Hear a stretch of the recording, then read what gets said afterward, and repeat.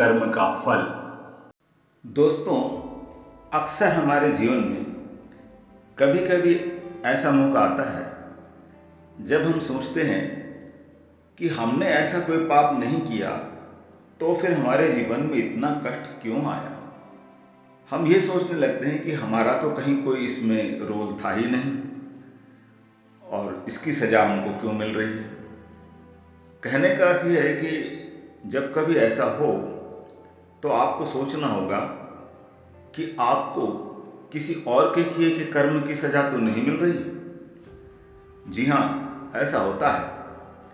आज मैं आपको ऐसी ही एक कहानी सुनाने जा रहा हूं जिसमें किसी और के किए का कर्म का फल किसी और को मिला। तो ये कहानी का शीर्षक ही है अनजाने कर्म का फल। तो चलिए शुरू करते हैं अनजाने कर्म का फल। दोस्तों, ये कहानी एक पुराने समय की कहानी है, जब एक राजा ब्राह्मणों को महल के एक ओर आंगन में भोजन करा रहा था। राजा का रसोइया खुले आंगन में भोजन बना रहा था। उसी समय एक चील अपने पंजे में एक जिंदा सांप को लेकर राजा के महल के ऊपर से गुजरी। पंजों में दबे सांप ने अपनी आत्मरक्षा में चील से बचने के लिए अपने फन से जहर निकाला। रसोइया जो भोजन ब्राह्मणों के लिए पका रहा था, उस भोजन में सांप के मुख से निकली जहर की कुछ बूंदें गिर गई। किसी को कुछ पता ही नहीं चला। फलस्वरूप वे सारे ब्राह्मण जो भोजन करने आए थे, उन सब की जहरीला भोजन करते ही मौत हो गई। अब जब राजा को सारे ब्राह्मणों की मृत्यु का पता चला तो ब्रह्म हत्या होने से उसे बहुत दुख हुआ। ऐसे में अब ऊपर बैठे यमराज के लिए भी ये फैसला लेना मुश्किल हो गया कि इस पाप कर्म का फल किसके खाते में जाएगा। पहला, राजा जिसको पता ही नहीं था कि खाना जहरीला हो गया है।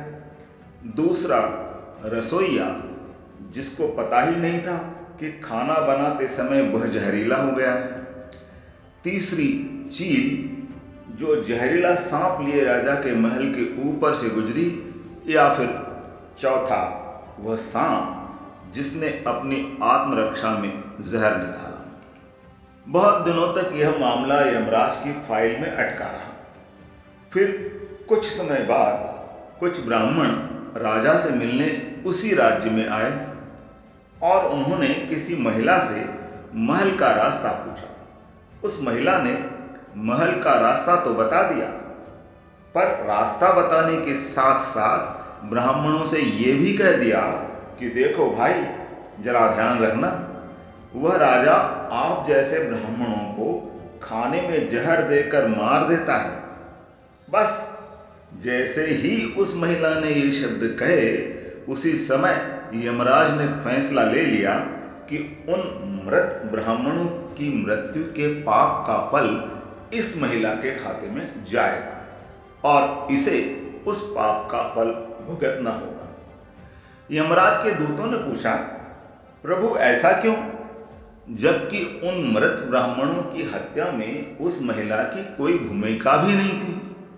तब यमराज ने कहा, दूतों ध्यान दो, जब कोई व्यक्ति पाप करता है तब उसे बड़ा आनंद मिलता है, पर उन मृत ब्राह्मणों की हत्या से न तो राजा को आनंद मिला, न ही उस रसोइये को मिला, न ही उस सांप को आनंद मिला और न ही उस चील को आनंद मिला, पर उस पाप कर्म की घटना का बुराई करने के भाव से बखान कर उस महिला को जरूर आनंद मिला। इसलिए राजा के उस अनजाने पाप कर्म का फल अब इस महिला के खाते में जाएगा।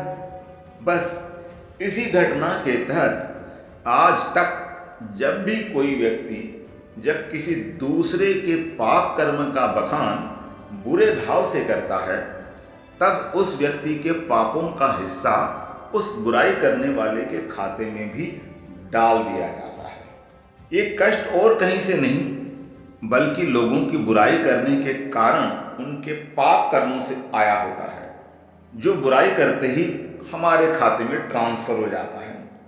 तो देखा दोस्तों, कैसे किसी और के किए गए कर्म का फल हमारे खाते में भी आ सकता है। इसीलिए कहा जाता है कि जब भी आप किसी घटना का कहीं बखान करें तो उसके पीछे आपका उद्देश्य ये न हो कि आपको उस घटना का, उस बुराई का बखान करते समय आनंद मिलने के लिए वो काम किया गया। तो दोस्तों, मुझे लगता है कि आपको ये बात अच्छी तरह समझ में आ गई होगी कि कैसे कभी कभी हमारे जीवन में भी ऐसे कष्ट आ जाते हैं जिनके लिए हमने कोई कर्म किया ही नहीं। दूसरे शब्दों में, किसी और के किए गए कर्म का फल आपके खाते में आ जाता है। चलिए, अब ये कहानी हम यहाँ समाप्त करते हैं। उम्मीद है आपको ये कहानी बहुत अच्छी लगी होगी। यदि आपको ये कहानी अच्छी लगी हो तो आप इसे लाइक करें, कमेंट बॉक्स में कमेंट्स के माध्यम से हमें अवश्य अपने सुझाव और विचार भेजें।